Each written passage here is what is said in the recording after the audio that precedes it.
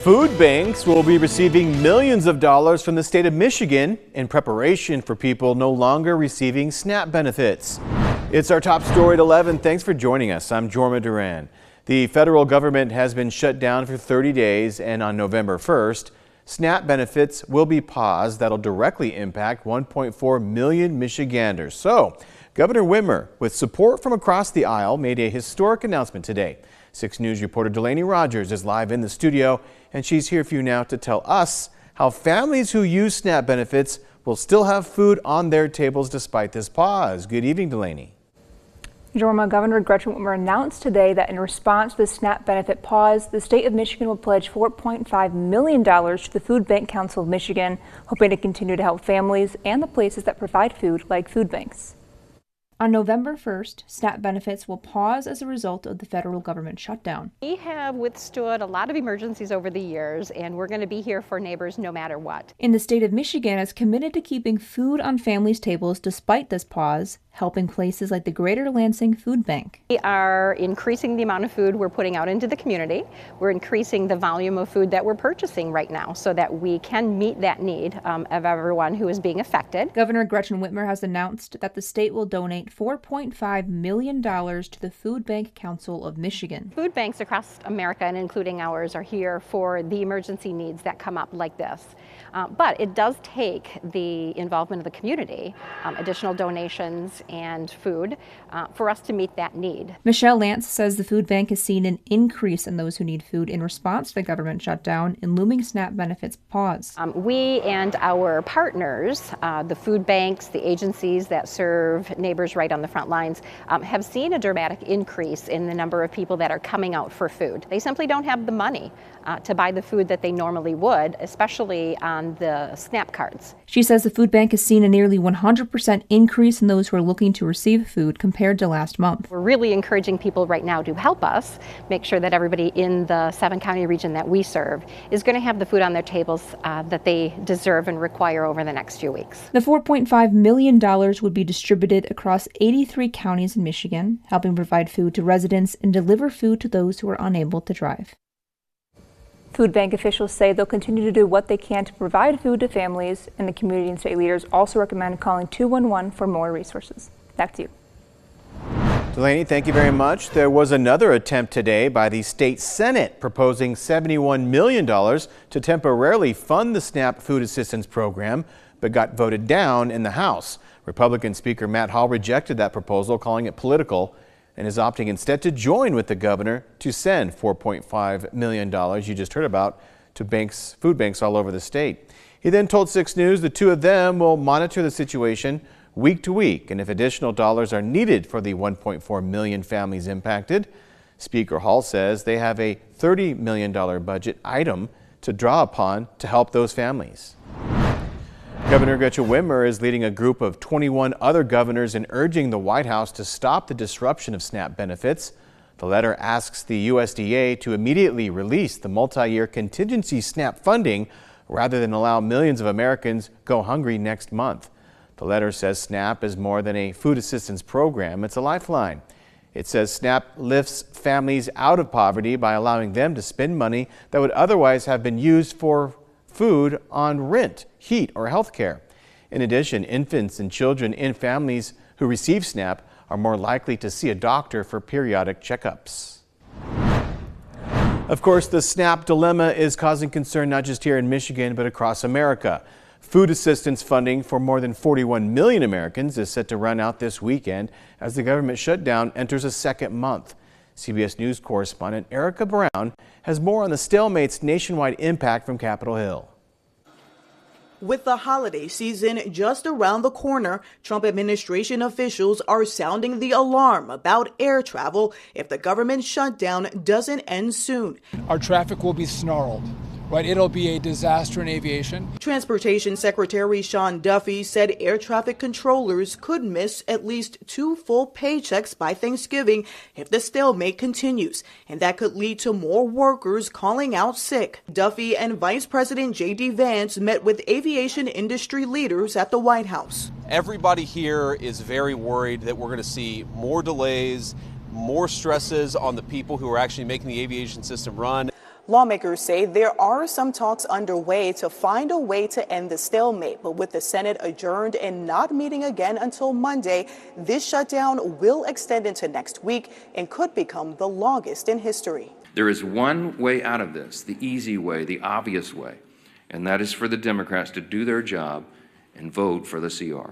Republicans like House Speaker Mike Johnson have urged Democrats to support a short-term spending bill that would immediately reopen the government. Democrats continue to insist any deal must include an extension of Affordable Care Act subsidies to keep health care premiums affordable. Talks will go nowhere if Republicans remain completely intransigent and resistant to any compromise on extending the health care coverage. The SNAP food benefits program, which helps millions of Americans, is set to run out of funding on Saturday. More than 24 states are suing the Trump administration to use emergency funds authorized by Congress to keep the program running during the shutdown. Erica Brown, CBS News, Capitol Hill.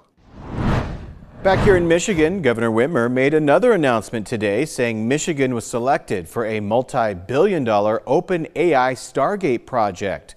According to the release, the project will create roughly 4,500 jobs. Governor Whitmer says Michigan was chosen for the largest one-time investment in state history because of the state's strong workforce, pipeline of local talent, and bipartisan legislation signed to lower costs for the construction of high-tech infrastructure. At the Capitol today, advocates and lawmakers came together for the third annual Infant Mental Health Awareness Day to push for stronger support in early childhood mental health. It took place inside Heritage Hall, emphasizing the importance of care and connection in a child's first years. Organizers say investing in infant mental health early can prevent much bigger challenges in life. Infant mental health is actually the foundation for all of cognitive development. So if you care about school readiness, if you care about childcare, if you care about literacy rates, you need to care about infant mental health, because if there's some obstacle or a child or a family is struggling in that way, every other service will not be maximized until you address these issues at the bottom. She also says she hopes today's discussions spark long-term change for families across Michigan. From Storm Tracker 6, this is Weather First, sponsored by Auto Owners Insurance. Simple human sense.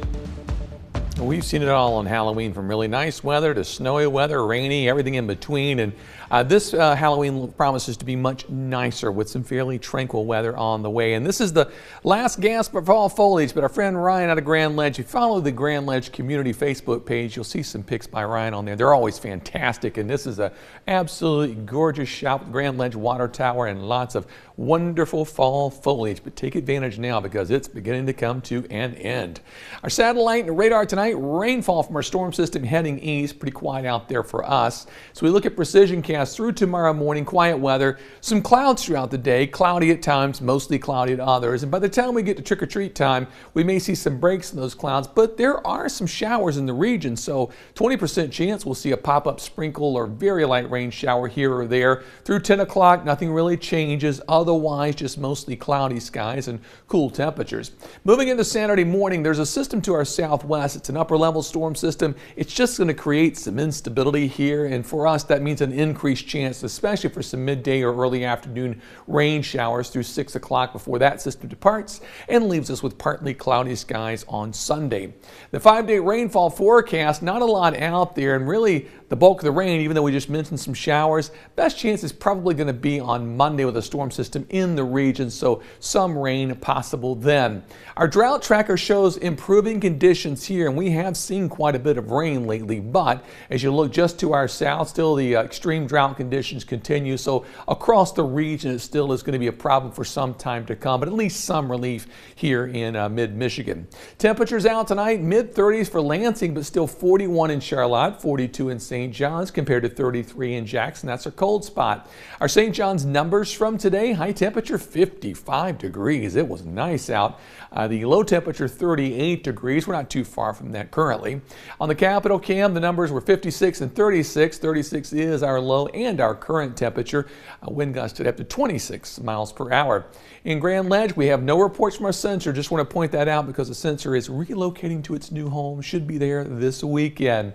Jackson Cam, the the numbers pretty extreme as well. 54 and 33, the high and low, 25-mile-per-hour wind gust. And finally in Hillsdale this evening, temperatures down to 41 degrees after a high this afternoon of 54. Tonight's forecast, low temperature 35. That's on average. Obviously, Jackson's already cooler than that. Tomorrow's forecast features cloud cover, but temperatures that make it into the 50s and fairly decent trick-or-treat weather tomorrow night. The 6-day forecast, rain showers on Saturday and again on Monday. And oh yeah, don't forget to fall those clocks back 1 hour early Sunday morning. Next week, couple nice days, Tuesday and Wednesday, with more rain in the forecast next weekend. You know what old age kind of does for you? I don't work Sundays. Now, I pity the people that maybe do, but I don't fall for the fall back kind of situation. Yeah, never doesn't really bother me. Hasn't been an issue for me in a while, but I know lots of old man situations because I'm there. We have other ones that we could talk about. Yes. All right, after the break, I sat down with Brenda Tracy, a woman at the center of a few lawsuits involving Michigan State University and former head football coach Mel Tucker. Find out why she will be at tomorrow's MSU Board of Trustees meeting when 6 News returns.